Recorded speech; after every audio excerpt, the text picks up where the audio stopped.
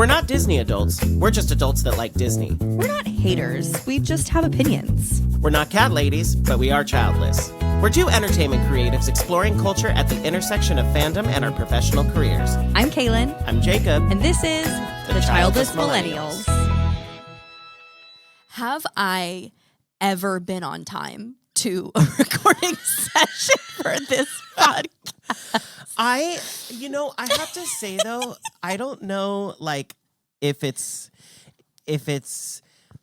our ADHD like cycles like cycling together, but like I am so relieved when you're not on time. because I was going to say like I am one of those people that like all of my friends, anyone who knows me has like carte blanche, like full permission to tell me to be somewhere 30 minutes earlier than they actually want me. 100%. So 100%. I will actually be on time. Like, and don't tell me that you're doing it because it's like, it's the game, right? Got to trick my little brain. But I was thinking about it on the way here and I was like, I have never actually been on time. You guys are like, oh, come at 4, come at 6, come at 10:30. And who knows when I show up. There truly is nothing that brings me more peace than getting a text message from somebody that's like, actually, I'm not going to be there until 15 minutes to 30 minutes after I said I was going to be there because I'm not ready for you to get here at that time. Perfect. A match made in heaven. I got in the shower at 6 o'clock. I was not ready. Connor was like, I don't know, how's 6? And I was like, perfect. I'll leave at 5:25. No, I don't know why it brings me like it literally brings me peace when people are running late. Well, like I'm just like I have so much more time now. I'm so glad to know that I bring you peace in our friendship. 100%. I love it. And then when you do get here, like I have everything ready. Yeah. And I want to say too, like for our fun friends and viewers, there's always a spread when I get here. Like, period. Like Jacob and Connor are hosts. Oh, okay? I love being a host. There's a full cheese and meat board out there, like waiting for me. So if I'm hustling through this episode, that's why. Because I'm trying to get that blueberry goat cheese. Listen, it is my time I spent in North Carolina that I'm just constantly trying to live up to an Ina Garten fantasy. That's funny. You just like gotta like greet people at the door. I didn't greet you at the door today. Well, you were in the kitchen. Yeah, you were but there. That is one thing that I love that I listened to this whole interview with her on the New York Times and she was like, greet people at the door. She's like, you have to open the door and the way that you say hello to somebody when they come into your home, you're setting like the standard of like what like the vibe is. Yeah. Intention. Yeah, we've been doing this like what's our intention for the day tomorrow thing. Because you've been doing it? Oh, yeah. Yeah. Connor, it's like really sweet. I feel really old because he's like, do you want to set our intentions for the day tomorrow? And I'm like, yes. That's really cute, though. I like that. Yeah, no, it is. It's been helpful. Yeah. So, like, what are some intentions that you set? Is it like goals or like? Yeah, like tomorrow I'm gonna like do this and this chore, and I'm taking. You know what I mean? Like, kind of just like your to-do list, or like mine would be like tomorrow I'm going to be happy. I mean, hey. That would be a great intention. But okay, so for the listeners, I know that you only get us like once every 2 weeks, but Kaylin's been out of town. And so not only has it been 2 weeks for you, but like it's actually been a real 2 weeks for me. Yeah, it has. And so I'm like dying. We have so much. We have a lot to talk about. Yeah. And not even including the fact that the last like 9 days have been like the longest 3 years of January of all time. We're not even all of the like threads and like posts that people are making that are like, oh wow, I can't believe tomorrow is January 47th. Like those I know. Like it's they feel so true, and it's like, oh my god, I can't believe 2024 was 10 years ago. Yeah. Like it really does feel like that. We're recording this on January 31st, so just for everybody at home, that's when we're recording this, and I actually can't believe tomorrow is only February. I'm like, what do you mean it's not June? I know, like that's crazy. The just lives so we've much. Lived in the past few weeks. It's been crazy. It's been no, literally. Hello? I need a pride year. Yeah. Okay, so first of all, to just like bring it back to our favorite topic, Wicked. Yes, always. Okay, so my friend is the understudy for Glinda on the tour. Yes. So Yeah, I yeah, had yeah. plans to go. My friend that I went with had a hookup in the box office. Oh, we love it. So bitch, we were like 5th row center. Uh-huh. And I saw that chalkboard up close. The chalkboard. Okay. Okay, so first of all of the bullet points, I think you brought this up, but the bullet point right before or right after the Great Drought, and like it's they're not, they're differently spaced. Yes. So like it's chronological, but the Distance is intervals, indicating time. yes, Yeah. distance indicates time. Yeah. They're not evenly spaced. Yeah, so who knows like how long, I mean, like when I think of like timelines I've seen with like dinosaurs, like sometimes like the section will be like, this is like 10,000 years. But Right. anyway, I need everybody on our Instagram that is commenting crap to know that right after the Great Drought, the wizard arrives in Oz. Yeah. That is, so we're settling Chronological. And right before the Great Drought, Yes. the queen dies. Right? I was like, I wanted to take a picture so bad, but the entire cast would have seen me taking a Yeah. picture because I could have like reached out. They and could touched them. they could smell your armpit sweat. Yes, That's how close but, you like, were. Yes, but all of the all of the bullet points before that were like about the reign of Queen Ozma. Is this from the book? I think it is, but I haven't started my reread of the book Okay. yet. So I haven't read the book since Okay, I was okay. in high school. But I have read it. I just haven't read it since high school. Okay, because So- see, what I love about stuff like this is I'm sure that like the scenic designer's assistant Yeah. had the job to figure out What goes is his on the timeline. board. But Yeah. but it's everything that like really great designers do is rooted in such like Of course. intention. And research. Yeah. So anyway, I know you love a fan theory. Queen Ozma, I think her daughter's Madame Morrible. Ooh, I think- like I think that. I know, but I think that Madame Morrible is a descendant of Queen, Ozma. and that is why she is. Working Because her way up. let's be real, right? Like at the end of the Wizard of Oz, the wizard leaves, Mm-hmm. right? Like he goes, and you know that was probably Morrible's plan. Mm-hmm. Like she's clearing the path, and I want like the Queen Ozma prequel series. Like I want a George Lucas Wicked so bad. That's fun. Like, Yeah. like Queen Prequel. Ozma into like Morrible prequel, like leading up to the beginning of Wicked. Yeah. Because Queen I like Ozma that. beheaded was a gag. Also, Yeah. it said, so after like the wizard arrived, I think the next bullet point was Ozma is renamed to the Emerald City.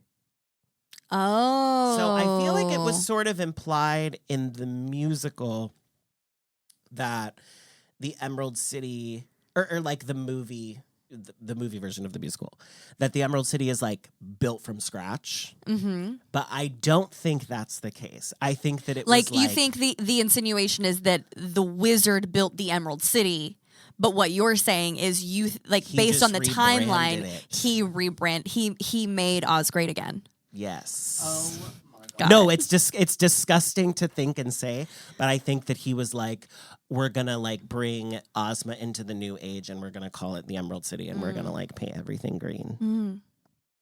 These are my fan theories I that like I've been this. sitting on, and I Yeah. haven't texted you, I haven't called you, I haven't written you, I haven't sent Yeah, you an I owl. want everybody listening and watching our show to know that like we are friends in real life, but we also intentionally withhold information from each other so we can share it with you in real time. Like we have notes on our phones of like, I have to tell Jacob, and like we won't say it until we get to the show. Period. Yeah. And then the last thing too that like our friend Nikki pointed out was that the interesting. Okay, sorry, this is so nerdy. This is I love so it. nerdy. Tell me.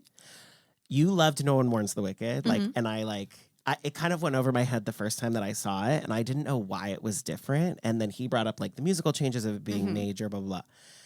The reason why it's different is because it's in Munchkinland. Yeah. It is not in Munchkinland in the musical. No, she's in Oz, right? It's Or, I mean, sort she's of in- like Or it's not well, it's really all Oz, specific, but- but they're in their witch hunter costumes. Oh. So they're in there like, go! And Yeah. Hunter. And like they're in there. So they're a very angry, she's singing to the angry pained mob. group of, yes. As opposed to like a child being like, Glinda, why does wickedness happen? You know? Moira? Moira has Was that Can you imagine if was all the that Munchkins talked like Moira? 6-year-old Moira Rose? Moira would be a Munchkin. Absolutely. She would be a Munchkin who thinks she's Glinda. Yeah, yeah. But it's interesting to me from a director's perspective because Glinda has to in the musical be so like positive and bubbly and uppity because it's contrasting the like dark doom and gloom of the witch hunters. But in the movie, because they're Munchkins and it's like Yellow Brick Road and tulips, that's why Ariana Grande can give that like look behind the eyes. Yeah. Anyway, so Ozma, I think that Morrible is a descendant of Ozma. I like that. Oh yeah. Have I told you my theory? No. Have we talked about it? I don't know. Specific to Morrible? We might have. My theory is that Madame Morrible wanted power. Like she wanted to be like essentially the next queen or whatever. Okay. And potentially did cause the drought like we had talked about, but for whatever reason, either couldn't rise to power or the wizard intercepted her rise to power. And so she has been basically bolstering him and his career so that either she is power adjacent to him or when he inevitably fails and people realize he's a fraud, she gets the glory of like, look, I mean, because think about what she does to Elphaba, right? Like she's instantly the one who's like, she's evil, where the wizard is just like, no, bring her back, right? Like in that whole sequence when she leaves, so my theory, like super fan theory, this isn't like really based in anything other than I think it would be fun, is that Morrible wants power. She wants to be the ruler of Oz. But so my theory is that she was intercepted by the arrival of the wizard and she actually can't read the Grimoire. So when he pretended to read the Grimoire and everybody was like, oh my God, it's him. She went, well, I'm going to align myself with that. And she's been using that. Yeah. So, but I still think that in her attempt of like her rise to power, I do think that she caused the drought in my theory. Yeah. Like she caused the drought as a way of control, right? Like resource control is a way of controlling marginalized groups, right? So she was going to control the resource in order to control the capital A animals. And then the wizard comes, he can quote unquote read the Grimoire. So she's like, oh, cool, I'm going to align myself with him. And then he's like, well, yeah, of course the capital A animals should be lowercase a animals because that's how it is back in Omaha, right? And so then it just continues to further her agenda. And that's why she's always like, she's shoehorned herself into proximity with the wizard because she wants the power. Yeah. No, I have like a very slightly differing fan theory, but the same concept of like the use of the wizard. Because I think that she's like been in hiding a little bit as the teacher. Like I think that her being a teacher is her way of like laying low. Okay. But then I think that when the wizard arrived is when she was like, oh, it's my time. Yeah. Like I can manipulate this. Yeah. Because she is Stephen Miller to Donald Trump. Yikes. Not to keep bringing up the Donald Trump. No, but Stephen Miller, okay, sorry. I don't mean to like go on a political thing, but like I just listened to a whole podcast on like who this person is. And he is absolutely psychotic. And he's like the most powerful person in the country that is not elected. Because he's like literally behind Trump. Like he was the one telling Trump like planning all of the executive orders and everything. And he's crazy. But he's just using, he's like in the shadows. Proximity to power. Yeah, absolutely. Yeah. Okay. we love when musicals are political allegories that are playing out in real time. I know, and these bitches who think that the witch's hat. We do need an Elphaba. We need an Elphaba. But the fact that no, I'm not going political. Okay, it's just too much. I will segue. Okay. To what happened to me as I left the lobby doors of the Pantages, and I turned the corner to go to the stage door, and I had my Superfan moment of the week. Superfan. I turned to my right and I was like, oh my God, it's David Archuleta. Which, by the way, could be, he should have been Bach. He'd be a great Bach. It's not such a good Bach. He'd be such a good Bach. Such a good Bach. Oh. And it's not a reed, but he's tiny. Yeah. He's super tiny. So I skipped school and I went to the finale of his season of American Idol. Really? I didn't know that. Oh, I watched him lose, unfortunately, to David Cook. But I saw him live. Yeah. And it was everything. So I was like, oh my God, it's David Archuleta. And then because I knew so my friend, I was there seeing my friend as Glinda, but then my other friend who's in the show happened to be back on for Madame Morrible, which I had already seen her. And she had like shared a story once of like David had tagged her in a story. So I was like, they're friends, they did a show. So I was like, are you David? And he's like, yeah, but and I think he was about to say like, yeah, but I'm waiting for a friend. Like, I can't really talk. And I was like, oh, I'm like also here for Kelly. Mm-hmm. And he was like, oh my God, no way. We hung out for like the next like 35 minutes waiting for our friends. And we were like chatting. Yeah. And I was in heaven. Yeah, of course. He was so sweet. Yeah. And it was so funny because he was like, my phone's like about to die. Can you like take a video of me saying hi to Kelly and like get some photos? He was basically like, can you get my content?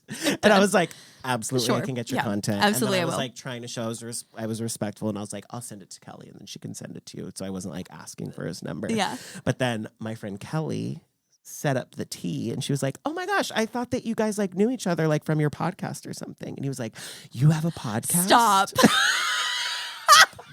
And I was like, Kelly! I do. And so Kelly, I was like, we love you. I was like, we need to get David Archuleta on the pod. Yeah. Well, I've told you how I not know him, but like how I met him. So a friend of mine, he is really close. He's good friends with Anthony. Okay. Yes. Yeah. Which I name dropped him. Yes. Okay. And so I went to Anthony's house one night. He was like on a TV show, and he was like having a watch party for it. It's that show. Something about, what was it called? The Masked Can I Singer? see No. your voice? Is that what it's called? Oh, yeah. I can see your voice. I can see your Yeah. voice. So Anthony was on I Can See Your Voice, so he had like a big watch party. Right. And I walked in and I looked at Zach and I was like, that's David Archuleta. And he was like, what? And I was like, never mind. Oh my God. But so I met him at Anthony's that night and he was just like the nicest, he's so sweetest, sweet. kindest person. He's awesome. So sweet. You know, I wouldn't say that. Rephrase the question in your answer. Was he a gay awakening for me? I don't think he was. Honestly, it's interesting. I'm having this realization in real time. David, I like saw myself in him because we were the same age. He was grown up in a religious household, and he was not gay. Mm-hmm. And I was also not gay. Mm-hmm. And so it's wild because that's For those continued. listening, there were air quotes Yeah, there were involved. Heavy Heavy air quotes. My friend Brian's air quotes. They always have like There's like a snap. slap his finger. Yeah. Mine is just my brains. But I Air quotes. love an air quote with a sound. Yeah. So that's now continued because he's like come out as demisexual, which I now label myself as demisexual, which is like somebody that your sexual energy like comes from your emotional connection first. So he's like never been one for. I think that it leads to maybe a delayed like sexual awakening in yourself because you're not like, oh my God, I just like want to have sex, like Right. which I feel like a lot of other boys were like, and I'm like that only happens to me after I have a very strong emotional connection with somebody. And he like hearing him talk about it in interviews, I'm like, yes. Like I've never heard anybody like I've never felt like that join on that specific thing. So I don't know if he was like, I mean, it's hard when you're in the closet and you're like unaware of your feelings because like I didn't realize he was a gay awakening, but his album cover for Crush. I knew Nessa Rose singing Crush. Oh my God. Yeah, I did. I think I did turn to him and I was like, when are you going to be on Broadway? But he's like a huge theater fan. Yes. Which I I did know that. love. Yeah. He'd be a great Bach. He'd be great. Yeah. Yeah. Fan cast right here. So that was my super fan moment of the week. I love that. It was very Congrats. fun. I have a super fan moment of the week, but I'm not allowed to like talk about the details of it. Oh. Are you talking about our highly top secret project? Yes, our highly top secret our Dr. project. Doofenshmirtz top secret. Yes. So just like for anybody listening, just put a pin in it. There is a super fan moment of the week for the last week of January. We'll talk about it when the contract You is can do like a signed. vague book. I mean, we can tell people to reserve a date. Yeah. Okay. Yeah. Well, with the July 18th. July 18th. Yeah, I was Yeah. going to say. July 18th. Put it on your calendars Yeah. for a live show. A live experience. A live baby. experience. It is not Childless Millennials live. I'll just say that right now. No. But the Childless Millennials will be there. Involved Yeah. in the audience, on stage, in front of, and Yeah. behind the scenes, Yeah, as my friend yeah, Marco likes yeah. to say. No, it's funny because I called, Connor and I have been developing this project for, it feels like a year, but I think it's been maybe 6 to 8 months. Okay. And we as every step that we get closer to it, actually happening, like my friend Ariana, she was like, "Are you so excited?" And I was like, "No, I'm refusing to be excited until it's real." But I called one of our other people involved today. He was like, "When did we become the adults?" I know. That are that are creating producing stuff. and I was creating like, something. I don't know. We just I don't out know. here faking our way through. I personally love being a 32-year-old teenager who just, my friends are adults and they call me to do fun things. Period. I love being a 32-year-old teenager. Oh yeah. It's interesting because I think about this sometimes when we do our tribute, our Suits show that's tributing 60s music and stuff. I'm like, will there be what? 60s, 50s, 60s, 70s, and 80s. Pop, yeah. But I'm Not like, the will there script. be but I'm Not Connor going line. no. Sorry, all the other Oh, decades. that's funny.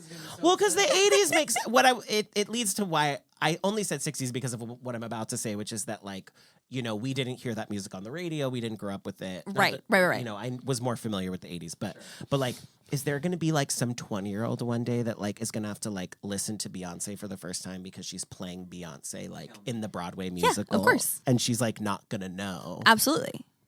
Because there is Well, something when you're there for it. I actually think that's probably already happened. Yeah. Because I think about Jagged Little Pill, the musical, and I'm certain that there were people in that cast that show was their first time ever listening to Alanis Morissette. Okay, so funny story. Yeah. I made it to the end for that. Did you? Oh yeah, Final Callbacks, baby. Yeah. I didn't know any of that music. That's I don't know fine. how I don't Yeah. know how I missed it. Yeah. And I was really happy because the guy that did book it over me, huge Alanis fan. Yeah. And I'm always like, that is correct. Yeah. You should be in that. Yeah. That really means something to you. Yeah. But I was always the person that I only cared about musical theater at that time. And I was like, what is this You're music? what is this? What is this garbage rock radio music? Ugh. I never saw it though. I wanted to. I never saw it either. I've seen a bunch of clips of it. The scene work, the scenes that I got to do were really good. Yeah. Really. I heard it was awesome. Yeah. Oh, this is not on my list of things to talk about, but we're talking about musical theater. So they're doing a pro shot of Hadestown. With Jordan Fisher? No, with the original Broadway cast on leads. Yes. So it was announced a little bit ago that all of the OBC leads were going to go back in and do the show on the West End for 2 weeks. And they just announced last week that they're filming those shows for a pro shot. That's really exciting. Yeah. I'm very excited. That is really, really exciting. Yeah. This is also, I will say though, a little sad that they're doing it in the West End because this is the new thing. The SpongeBob Pro Shot was filmed in the West End too because it is way cheaper. Yeah. I guess Union, their equity, I think, just pays less than New York Broadway equity. So now all these, the Anything Goes Pro Shot with Sutton Foster filmed in the West End, SpongeBob, now Hadestown, this is becoming the thing. Yeah. But if it means more pro shots. Yeah. I'm I love a pro shot and I don't know, so many of these shows I just feel should be more accessible. And so I understand if the only way we can get a pro shot is to film it on the West End because that's what is financially feasible. Okay. They are way more like the UK is way more theatrically oriented. Like, Absolutely. They have pro shots of so much of their theater. Because That's National like Theatre Live... it's on an app. They just have an app. But also National Theatre Live is literally funded by the government. Yeah. Like that is the thing is like arts is embedded in their economy. And also the West End has way more theaters than Broadway. Like they value theatrical experiences more. And I don't know. I just think that we're in a time when if you don't have a recording of it, it didn't happen. Yeah. So you might as well just film it. Just film it. I just wonder what it would be like if you could go on Netflix and just watch like any show. Because in my opinion, too, a good pro shot just makes me want to go see it in person. Yeah. I think producers are so afraid that a pro shot will take away from ticket sales. And I'm like, actually, look at the Wicked tickets at the Pantages. It's a 25-year-old show, and the tickets were $400 because the movie. Look at the Wicked tickets. And I don't have exact figures for it, but I do remember, after they released Hamilton on Disney Plus, that like ticket sales for Hamilton increased. Like ticket sales for Hamilton have always been highly sought after, but like it wasn't like putting Hamilton on Disney Plus caused a decrease in ticket sales for Hamilton. Like it doesn't affect it that way. Like you said, if anything, it makes people want to see it more. Right. It's like, oh, I got to see this experience. Like, what would it be like in the room? You know, what would it be like there? Like, oh, there's a different cast now. I want to go see it with this person. And I think everything should have a pro shot. I do too. And that doesn't mean that I don't want to go to New York and see it. I absolutely want to go to New York and see it, or go to a tour, or whatever is available to me. Yeah. But like sometimes I also just want to like sit on my couch and watch Hadestown. I think that anytime you open up a system to like more information and more feedback, I think it's really scary for certain people. But if anything, I think that making theater more accessible and more seen helps tie it closer to culture. And I just keep thinking like maybe we'll finally get rid of some of the shit out there. Yeah. If I'm whispering into the microphone. You're covering your mouth while talking into an amplification device at regular volume that we are then going to publish publicly on the internet. Yes. No, but like, you know, the like there are so many shows that just should not. They're just taking up space and a finite amount of space. There are only a finite amount of theaters. Yeah.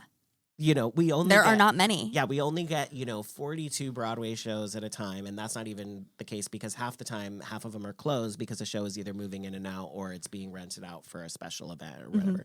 So I'm like, no, maybe it will. I just think it fast forwards the inevitable. It either makes the hit a huge hit or it makes the flop go away faster. Yeah. Which I don't think is a bad thing. Yeah. Okay, my last thing that I've been dying to tell you. Tell me. After I was aggressively called out last episode on so many millennial things, I have a question for you. This isn't violently millennial, but it's a question. Okay. Not liking a post or not regularly liking posts. Okay. Is that millennial or is that just me? Because you know why my algorithm sucks? I don't like shit. Oh, okay. This is good. This is good knowledge because I don't ever like posts. I don't know. I don't think this is millennial. I think this is a male thing because Zach does the same thing. And Zach, like I've told him for literal years, he would be like, yeah, I don't know, dude. Like, my algorithm's fucked up. Like, I got some weird shit on my TikTok. I'd be like, well, what do you interact with? He's like, what do you mean? I'm like, do you like things? Do you comment? He's like, oh, no, I just watch videos. I'm like, okay, so when you watch good ones, what do you do? He's like, I just scroll. I'm like, okay, so when you watch bad ones that you don't want to watch, what do you do? Well, I just scroll. And I was like, okay, so the app is perceiving that you have watched both of those pieces of content. And unless you interact with it, it will not know what you do or don't like. The only metric that it has to determine what you like is your watch time if you're not interacting with it in any other way. I was like, so even if you watch a video and you get to the end and you're like, what the fuck? I didn't want to watch that. Do something about it. Like hit the little button and say not interested. Or if you see something you do like it or save it or send it to somebody because that's how So then like 2 weeks later, he was like, oh yeah, now all my videos are like Nebraska football and golden retrievers. And I was like, correct, because if Right. you like things. Okay. So so a couple things. One, I don't know when I turned into a lurker because I don't want to be a lurker on social media. So, Okay. but what's great? So okay, I don't even like know. I'm so overwhelmed. Okay, so Should we do a breathing exercise? In for 4. Out for 8.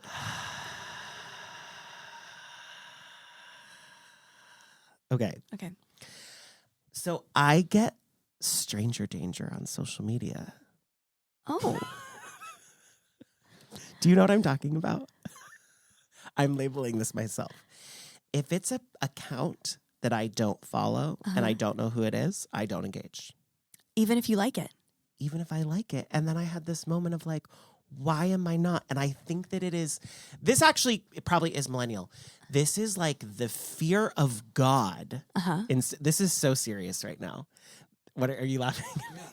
This is the fear of God. Connor's like, yes, instilled I in am me laughing. Of growing up with AIM and chat rooms. Like it was ingrained in me when the internet was introduced to the world. Do not talk to strangers on the internet. Like it was. See, I talked to a lot of strangers on AIM and it was.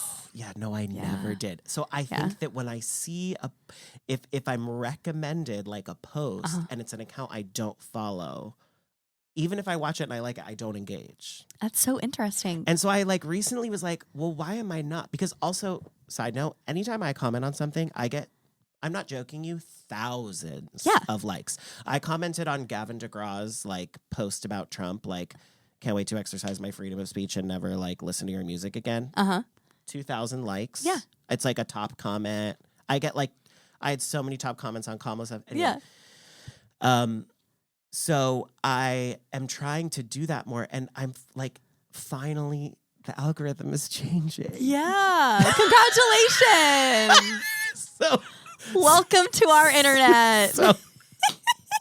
because I was like, I can engage with a stranger danger account, and it's fine. Well, it's funny that you referenced AIM as being like, don't talk to strangers. I thought you were going to say you have the fear of God of liking things from back when Instagram used to show people everything that you interacted with. Did you remember that? Oh, yeah. That we used to have the following tab where you could go and see Connor Smith liked this post. That's how I found out so many people were gay. Yeah. Well, to see what posts they liked. That I have to tell you two something. Whole Substack you could go on about like the ways we used to find out people were gay. Yeah. Oh, 100%. I have a story for you too that I will not tell on the podcast. Okay. On the Patreon. This is for I won't even put it in text Because it was somebody married or something. No. It's just someone that we know. Oh, got it. And I'm not going to go any further.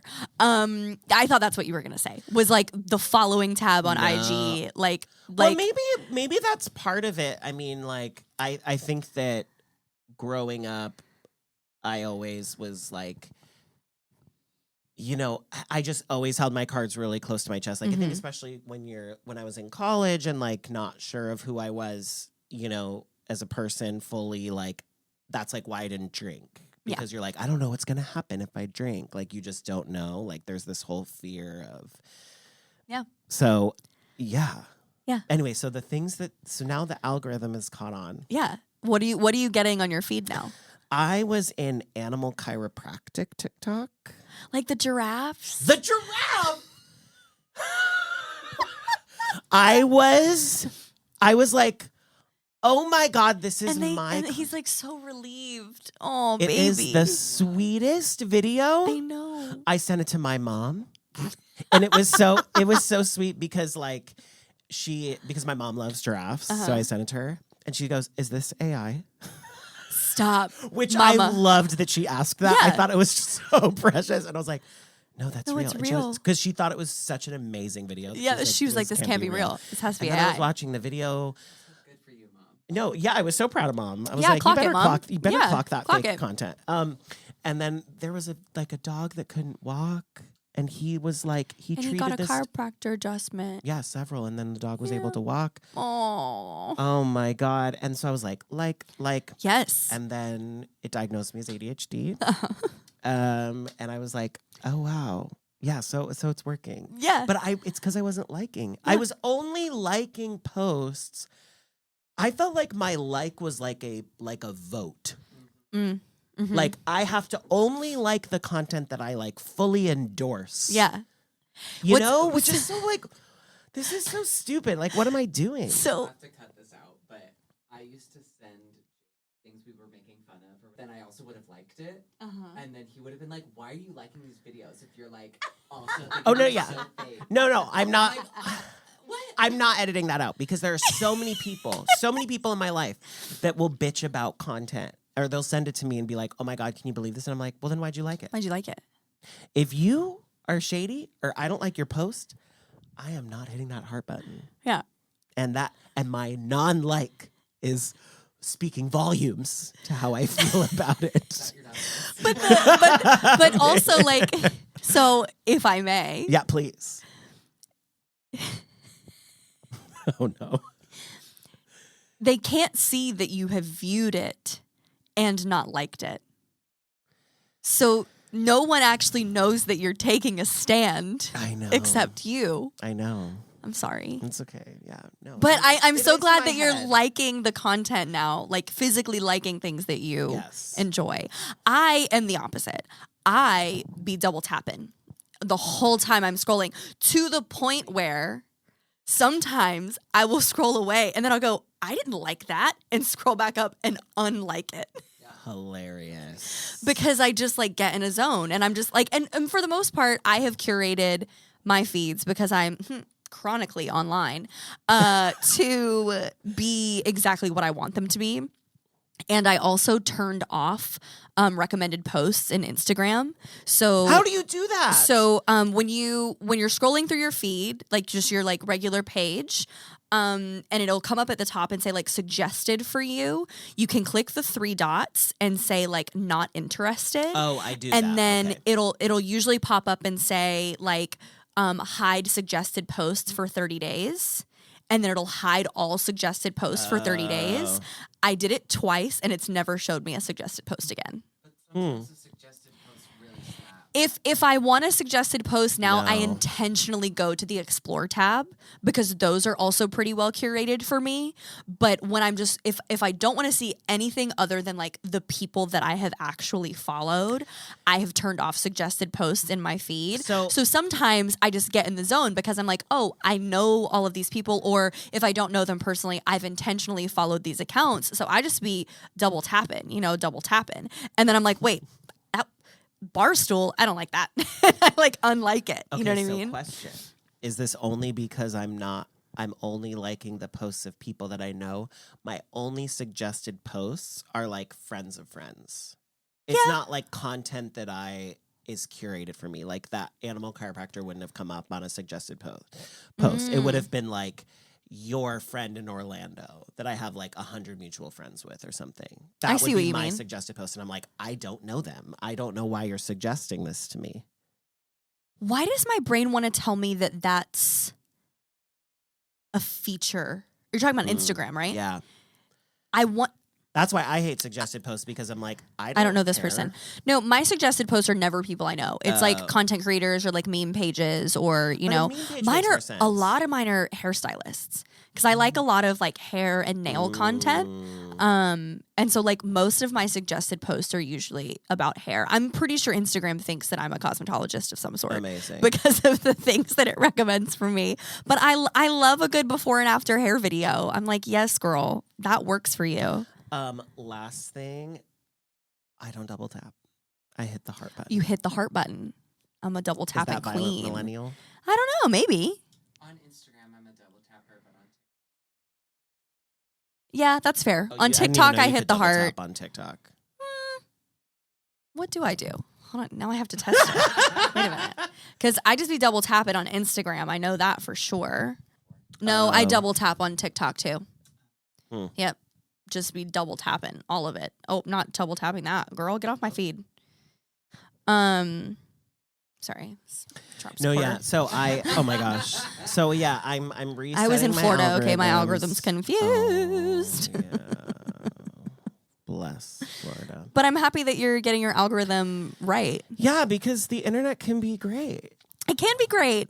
I love it. Yeah, I literally had a meeting today at the Meta office here in California. How exciting! About Yeah, what? it was really cool. They invited me, somebody from their like product development team for like the music segment of Instagram invited me to just come and give feedback on like how I utilize music on Instagram and how I edit videos and how and why I use certain music in my content and like editing features and stuff like that. I think they're doing research because Instagram is coming out with their new editing app that's like separate from the platform. Oh, wow. And so they were asking me like basically like what I find does work about the platform, like why I would choose CapCut over editing in Instagram, like just all kinds of stuff like that. What's CapCut? CapCut is a video editing software that is owned by ByteDance, who owns TikTok, and it's directly integrated with TikTok. So like you can search TikTok trending sounds and, you know, TikTok, like all kinds of, like it has the TikTok fonts like built into the platform.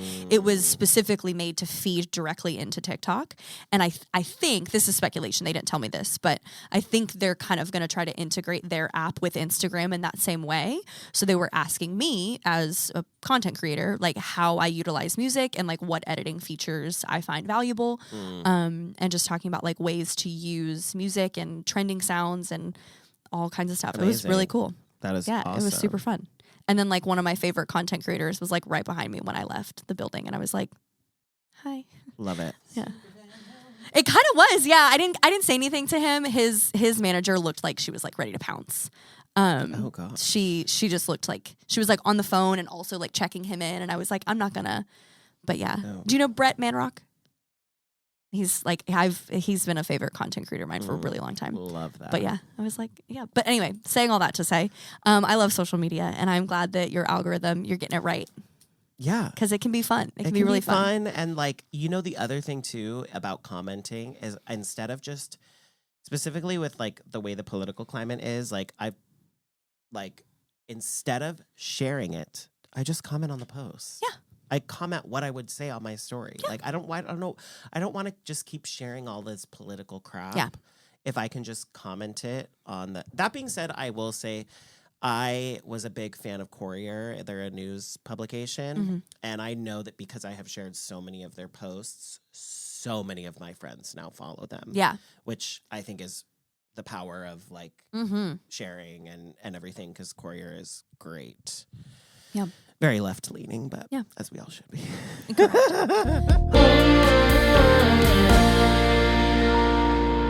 Okay, I have one thing, maybe two things. Okay.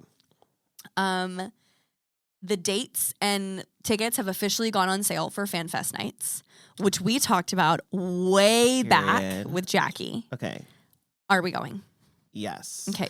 We need to plan that. We're going. We're going. Is Jackie coming? We have to call Jackie. Jackie has to come. Jackie has to come. Yeah, and we need to do like a vlog. And then we'll do a vlog. It'll be great. Period. And we won't put it on Patreon. We'll make that one for you guys. But yeah, no. So have you seen any of the videos about like what FanFest Nights is going to be? Because Loki looks really cool.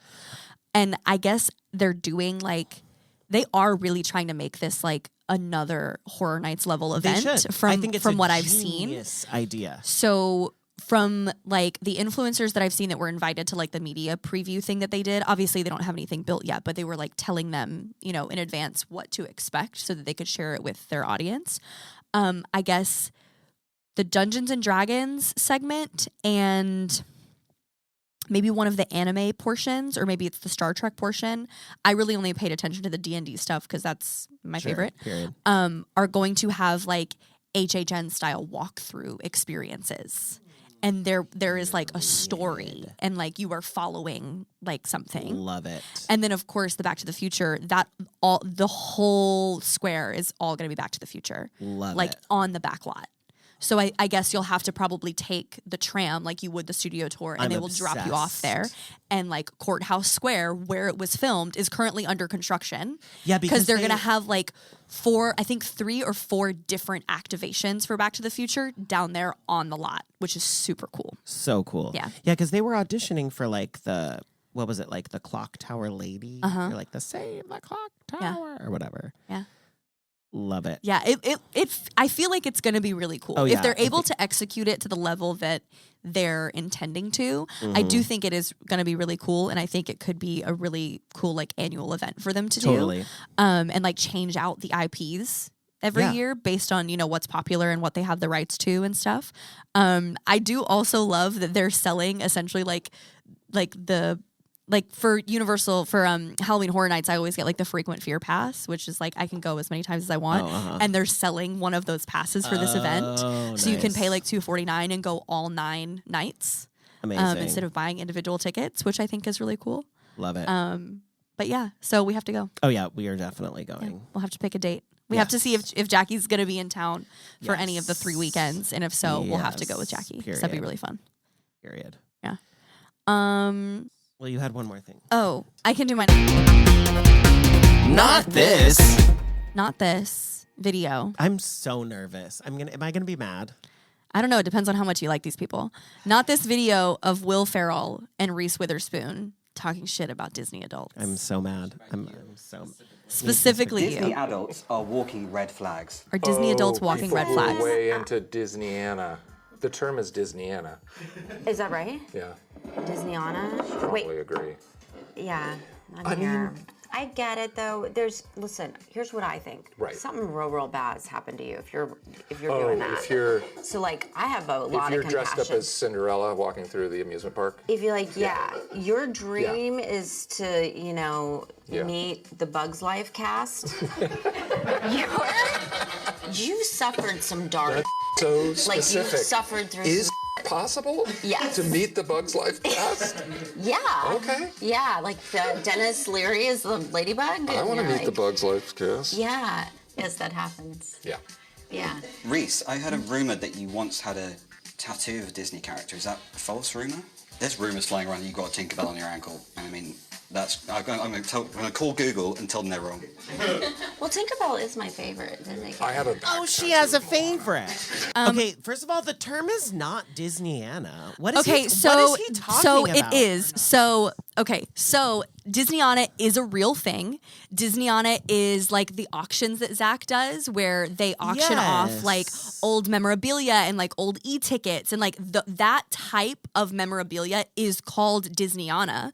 So here's my thing: they're actively talking shit about Disney adults while also low-key outing themselves as people who know too much about Disney. Like the fact that she knows that Dennis Leary was the voice of the Ladybug, and then Will Ferrell is like, wait, but I actually want to meet the cast of A Bug's Life. And then she's like, well, Tinkerbell is my favorite. And the fact that he even knows the term Disneyana, I'm like, now wait a minute. Yeah. What are you guys actually saying? Because at different points in the video, I was pissed off. And then also like, but wait, you are actively talking about like Disney lore that you wouldn't know unless you had some sort of familiarity with the product. So I don't know. I think that like people think the whole video is my not this. My second not this is not these people who pretend to hate on Disney adults and talk shit and say that we have severe trauma. Meanwhile, you know more about Disney than the average person. And like your fandom is showing. Period. And I didn't get clocked for time. Hey. Gang. That's my not this. Yeah, it felt like they were doing a bit at first. Yeah. And so that's what I was like, okay, fine, but shut up. Like, just shut up. Keep my name out of your mouth. I just like don't like then fine. Don't ever do a Marvel movie and make $1 million fucking dollars. That part. You know, like I just don't. I don't know. Like, and maybe they won't. Maybe they won't, and that's fine. It started off very, oh yeah, like Disney adults are weird, or like Disney adults have like mental problems, or because the question was, I think is being a Disney adult a red flag? I think was the original question, and they voted like agree and strongly agree, and I'm like, okay, so you strongly agree, but then you know a little too much. Like I'm seeing that you actually are a fan. Right. I don't really have anything else to say because you said everything I needed to say so brilliantly. I knew we would agree. I just had to show you that. Yeah, I love Reese, but that tone pissed me off. It was the look me in my, who the fuck do you think I am? That I was like, now girl, we don't have to have that kind of attitude. I say with my whole chest with a Mickey Mouse tattoo. Like, we don't have to have that kind of attitude, let's mama. Not do, also, like, let's be irritated at, like, MAGA. Anything people. else. Yeah, like racism. Let's be mad at, like, real things, not like people that are innocently like, oh my God, it's Flick. Yeah. Oh, I love Flick. Love the cast of A Bug's Life. Absolutely. I would meet the cast of A Bug's Life. Period. I wouldn't be the one dressed in a Cinderella dress walking around, as Will Ferrell said. A, because that's not allowed. B, that's not my journey. But I would meet the cast of A Bug's Life. Also, maybe if more people watched A Bug's Life, we wouldn't be living in an oligarchy. Clock it.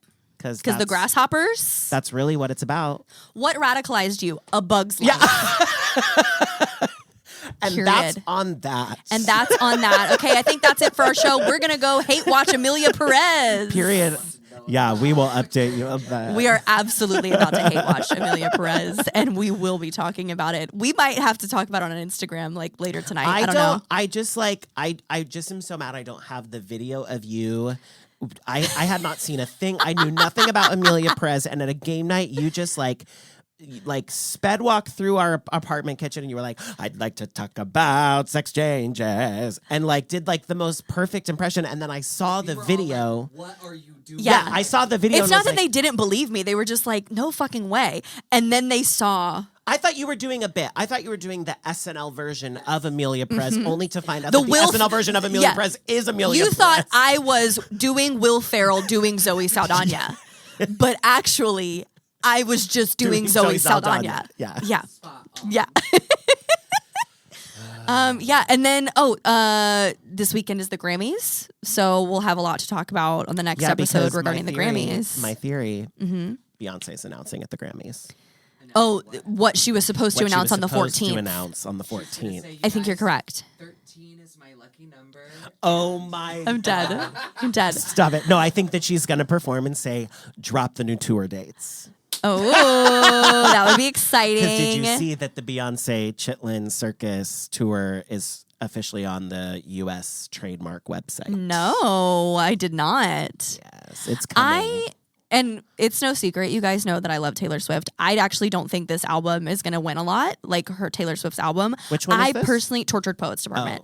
I want so desperately for Beyonce to win every single award that she's nominated for, simply because it would just be like the biggest fuck you to the CMAs. Like I desperately feel in my heart that Beyonce should just like sweep That's the Grammys. The thing is, I just want people to realize that it's not just they're not voting for Beyonce, or they're not like it's so much bigger than that. Yeah, absolutely.